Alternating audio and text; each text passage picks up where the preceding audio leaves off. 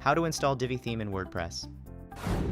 If you haven't installed Elegant Themes yet, go to the description below this video and click on the provided link. This will take you directly to the Elegant Themes website. Once you're on the Elegant Themes website, find and click on the pricing button at the top of the page. Here, you'll be presented with subscription options. Choose the one that best suits your needs. After purchasing your Elegant Themes subscription and signing up, navigate to your account. In the drop-down menu, click on Product Downloads. Now click on the button labeled Download the Divi theme to get the file. Once the download is complete, head over to your WordPress dashboard. On the left sidebar, go to Appearance, then click on Themes and hit the Add New Theme button. Next, click on Upload Theme. Now click on the Choose File button and upload the Divi theme file you downloaded earlier.